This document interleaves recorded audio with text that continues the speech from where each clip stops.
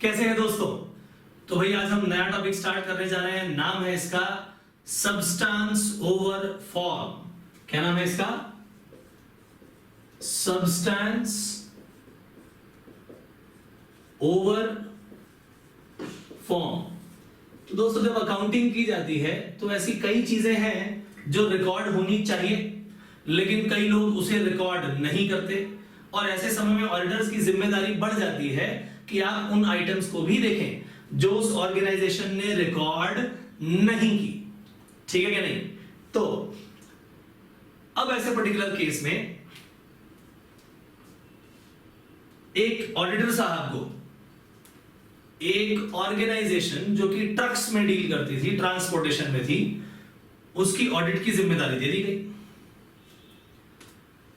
Organisation ने बताया जी कि भाई हम ट्रक्स को ना हायर परचेज पर लेते हैं। हायर परचेज क्या होता है कि आपने एक पार्टी से ट्रक खरीद लिया जो कि सेलर है, कुछ एडवांस आप उसे दे देते हैं और बचा हुआ पैसा विद इंटरेस्ट उसे इंस्टॉलमेंट्स में देते हैं।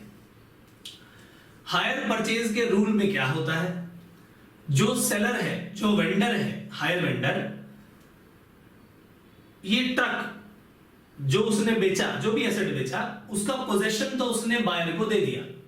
हायर परचेजर को उसने ट्रक का पोजेशन तो दे दिया, लेकिन वो हायर परचेजर उस ट्रक का लीगल ओनर तब तक नहीं बन जाता, पेपर्स में उसका नाम तब तक नहीं आ जाता जब तक कि वो लास्ट इंस्टॉलमेंट पे न कर दे। यानी जब तक सारी की सारी इंस्टॉलमेंट्स उसकी पे नहीं हो जाती, टोटल मिलाकर के आखिरी इंस्टॉलमेंट तक वो पे नहीं कर देता, तब तक वो हायर परचेजर उस पर्टिकुलर ट्रक का ओनर नहीं बनता।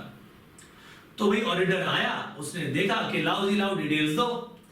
तो उसने देखा कि भाई इन्होंने तो जो ट्रक हायर परचेज पे किए थे परचेज, उनको दिखाया ही नहीं हुआ।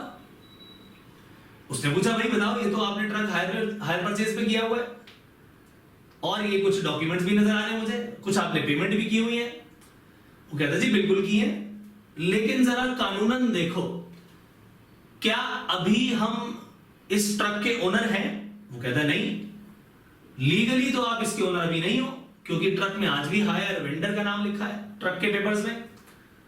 तो कहते जी जब हमारा ट्रक है ही नहीं, अभी है ही उस व्यक्ति का, उस बंदे का जिसने हमें सेल किया था, तो मैं अपना नाम क्यों लिखूं? मैं अपने पास से अपना एसेट क्यों दिखाऊं? तो ऑडिटर साहब ने बोला मेरे भाई, यहां पर रूल अप्लाई होता है सब्सटेंस ओवर फॉर्म। क्या?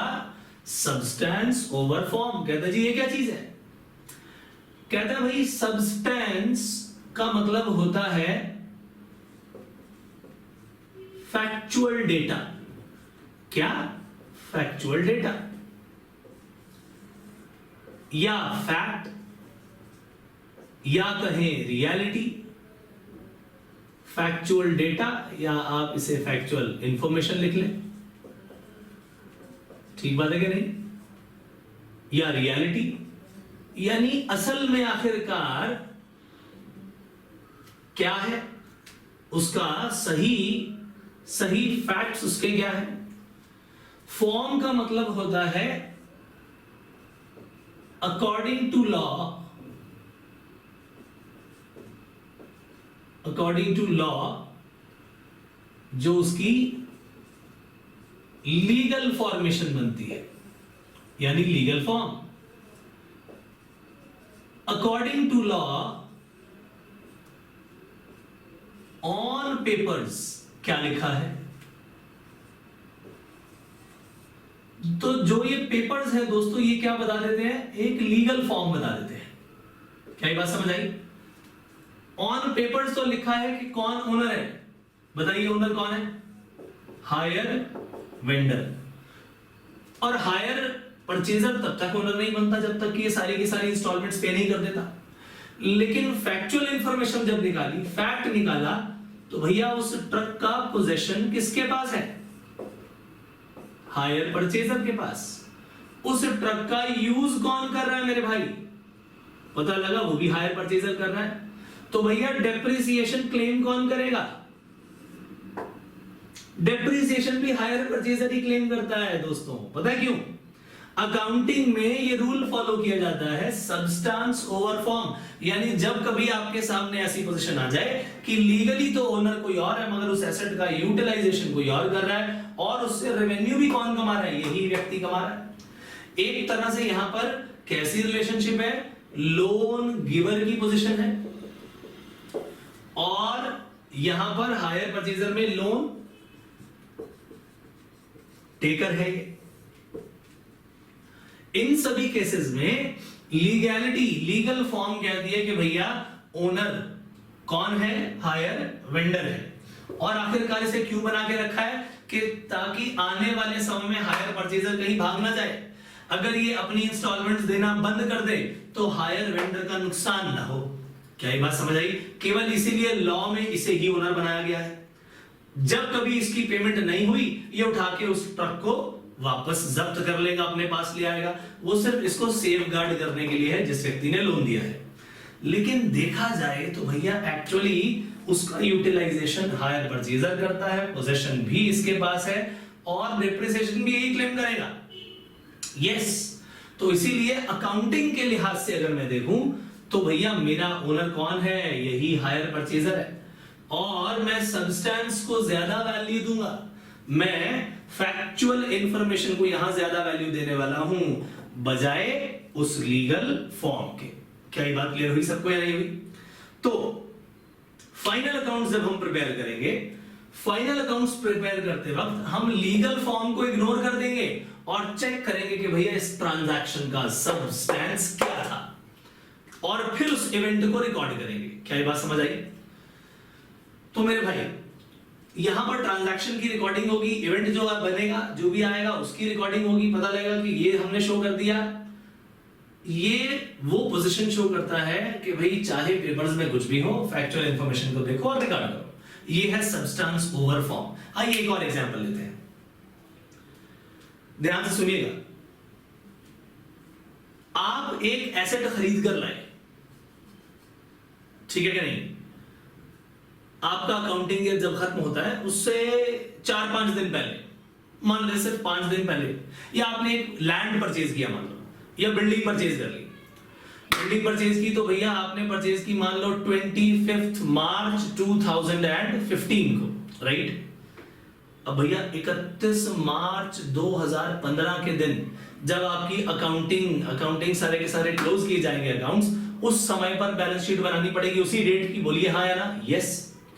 बिल्डिंग के लिए पैसा आप दे चुके हैं, ठीक है कि नहीं? लेकिन अभी भी आपके नाम रजिस्ट्री नहीं हुई, ठीक है कि नहीं? आपके नाम रजिस्ट्री नहीं हुई, और वो जो पेपर वर्क है, अभी आपने पैसा दे दिया मान लो, पेपर वर्क जो है अभी भी थोड़ा सा बाकी है। यानी ऑन पेपर सेल डीड पर भी 1 अप्रैल को जाके साइन होता है, लेकिन आपने पूरा पैसा दे दिया।